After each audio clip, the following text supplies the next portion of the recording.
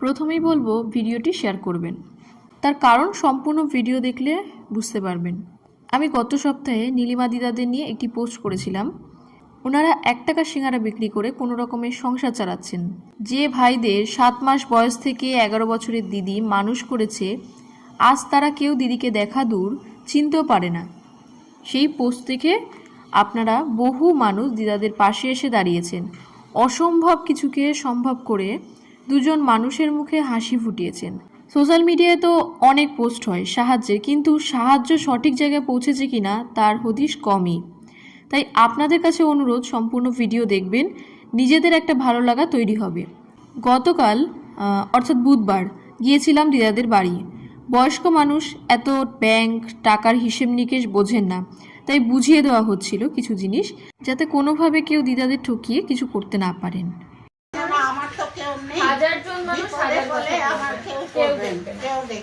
এমনকি আমার কাছে আমার অ্যাকাউন্টেও কিছু টাকা আসছে, সেই টাকাটাও আমি ক্যাশ দিয়ে যাবো।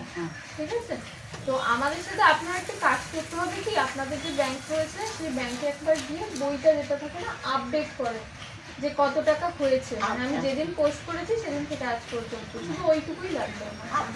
আমি গত 6 তারিখ পোস্ট করেছি। আমার ফোনটা রাখলাম আমার হাতে ফোন। ও আচ্ছা, ভুলে গেছি। আচ্ছা, আমি দিন 3-4 আগে একটা পোস্ট করেছিলাম দিদাদের নিয়ে। শুক্রবার বোধহয়, এই গত শুক্রবারই বোধহয়, বৃহস্পতিবার এসেছিলাম না? হ্যাঁ, তো এই দিদার নাম হচ্ছে নীলিমা দিদা। ঠিক আছে, নীলিমা দাস ওনার নাম। আর এটা হচ্ছে ওনার বোন। হ্যাঁ, যাদের মানে পোস্টে যাদের ছবি দেখা হয়েছে। তো আজকে হলো গিয়ে বুধবার। আজকে বুধবার আমরা এসছি আবার দিদার বাড়িতে কিছু গ্রসারির আইটেম পৌঁছে দেওয়ার জন্য। আর আপনারা যে সাহায্য পাঠিয়েছেন দিদার কাছে, টোটাল কতটা সাহায্য এসেছে সেই সাহায্যর অ্যামাউন্টটা যাতে আপনাদের কাছে পরিষ্কার করতে পারি, সেই জন্য দিদাদের কাছে এসেছি। এবং ওনারা যে পেয়েছেন, কারণ বয়স্ক মানুষ অতটা বুঝতে পারেন না, কারণ একজন মানুষ যদি কথা বলবেন উনি বিশ্বাস কী করে করবেন, তাই জন্য ওনার যাতে জিনিসটা ঠিক জায়গায় এসে পৌঁছেছে সেটা দেখার দায়িত্ব কিন্তু আমাদের, সেটা পরিষ্কার করার জন্যই আমরা আজকে এখানে এসেছি। বৃষ্টির কারণে সমস্ত কিছু ভিডিও করা হয়নি। প্রথমে নীলিমা দিদার বোনকে নিয়ে যাওয়া হয়েছিল পাঞ্জাব ন্যাশনাল ব্যাংকের সিএসপিতে ব্যাংকের বইটি আপডেট করানোর জন্য, কিন্তু সেখান থেকে কাজ না হওয়ায় আবার দিদাদের বাড়ি এসে টোটো করে নীলিমা দিদাকে নিয়ে যাওয়া হয় পাঞ্জাব ন্যাশনাল ব্যাংকে। অ্যাকচুয়ালি ব্যাংকের বইটা হচ্ছে নীলিমা দিদার নামেই।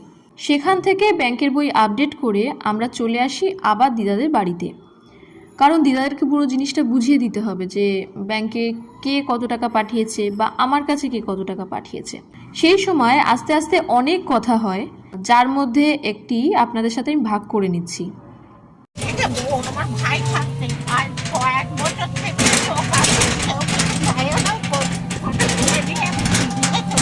মানে আপনার ভাই চলে যাওয়ার পর থেকে সবাই ভিডিও করতো, ছবি ভাই থাকতে কেউ কোনোদিন হেল্প করেনি কিছু?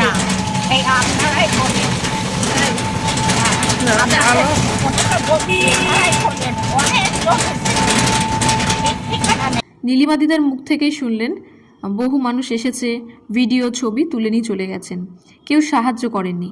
আমি সামান্য একজন, না আছে বড় সংখ্যক ফলোয়ার্স, না আছে বিরাট পরিচিতি বা আমার সামর্থ্য।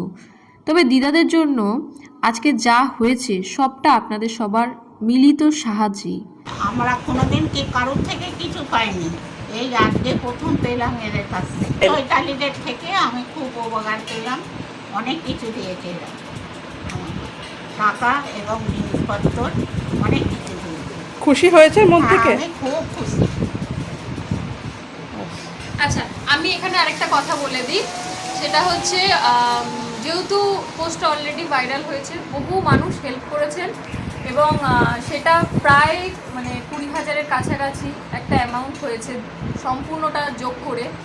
মানে এই 4 দিনের মধ্যে যে 20,000 টাকার কাছাকাছি যে সাহায্যটা এসছে, এটা আমার কল্পনার বাইরে ছিল যে এত মানুষ সাহায্য করবেন একটা পোস্ট দেখে। আমি একটা সাধারণ মানুষ, একটা পোস্ট করেছি, সেই পোস্ট থেকে যে ওনাদের আজকে এত বড় একটা মানে হেল্প হলো, যেই হেল্পটা আমার বোধহয় ওনাদের খুব প্রয়োজন ছিল।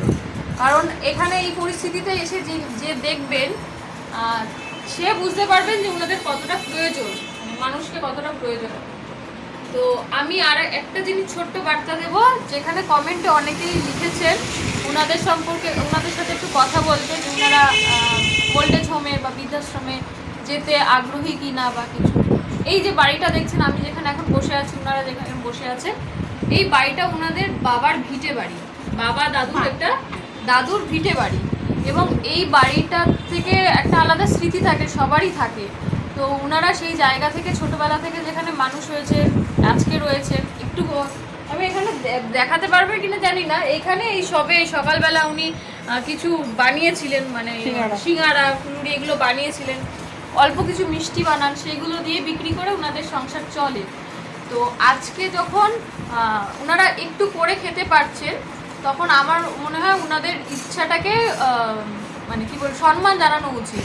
ওনারা খেটে খাচ্ছেন, কারো কাছে মানে এভাবে হাত পেতে নয়। আজকে সাহায্য প্রয়োজন আছে সেটা ঠিক, কিন্তু খেটে খাচ্ছেন। তো এখানে ওনাদের দেখার জন্য অবশ্যই কথা বলেছি, লোকজন আছে, ওনাদেরকে দেখবেন, সুবিধা অসুবিধা যা হয়। আর আপনাদের কাছে আমার একটি অনুরোধ, যদি কেউ কখনো দিদাদের সাথে দেখা করতে ইচ্ছা করে, আসবেন।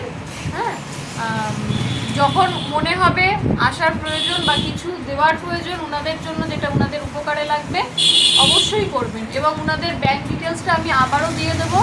কখনো যদি কারোর মনে হয় যে আমি ওনাদেরকে মাসিক একটি খরচ অ্যামাউন্ট দেবো, দিতে পারেন, কারণ ওনাদের খুব প্রয়োজন, ভীষণ প্রয়োজন। নিজেরা খেটে যেটুকু রোজগার করে সেটুকু, আর বোধহয় আপনারা বার্ধক্য ভাতা যেটা পান সেটা, ব্যাস, ওইর বাইরে ওনারা কিচ্ছু পান না। আমি মানে ওনাদের বাড়ির যে পরিবেশ, সেই পুরো জিনিসটা দেখে, সামনে দেখে যদি যাচাই করে দিতে ইচ্ছা করে, তখন যাচাই করেই এসে দেবে। অ্যাড্রেসটা বলে দে। আচ্ছা, আমি এখানে অ্যাড্রেসটা বলে দিই। ওনাদের বাড়ির এক্স্যাক্ট ঠিকানাটা শান্তিপুর আসবেন। শান্তিপুর এসে শান্তিপুর স্টেশন থেকে নামবেন, নেমে টোটোওয়ালাকে বলবেন সূত্রাগড় যাব। সূত্রাগড় পীরের হাট। হ্যাঁ, সূত্রাগড় যাব। এবার সূত্রাগড়ে কোথায় আসবেন বলবেন সূত্রাগড় পীরের হাট। হ্যাঁ, একদম পীরের হাটের এই যে রাস্তা দিয়ে টোটো যাচ্ছে, ওনার বাড়ি এটা, এইখানেই উনি থাকেন। তবে একটু সময় সুযোগ করে দেখে বুঝে টাইম করে আসবেন। ভিডিওটি শেয়ার কেন করবেন বা কেন লাইক কমেন্ট করবেন সেটা এবার একটু খোলসা করে দিই। দিদাদের নিয়ে যে পোস্টটি করেছিলাম, সেই পোস্টটির জন্য ফেসবুক আমাকে একটি অর্থ দিয়েছে, যা স্ক্রিনে দেখতে পাচ্ছেন। সেই অর্থটি আপনাদের লাইক কমেন্ট এবং শেয়ার থেকেই এসেছে। আপনারা যদি এভাবে লাইক কমেন্ট এবং শেয়ার করে বারবার পাশে থাকেন, তাহলে প্রতিটি পোস্ট থেকে যতটা অর্থ ফেসবুক থেকে আসবে, সবটা সেই পোস্টটির যার উদ্দেশ্যে তার হাতে তুলে দেওয়া হবে। সকলকে ধন্যবাদ মাত্র 4 দিনে নীলিমা দিদাদের 19,253 টাকা আর্থিক সাহায্যের ব্যবস্থা করে দেওয়ার জন্য।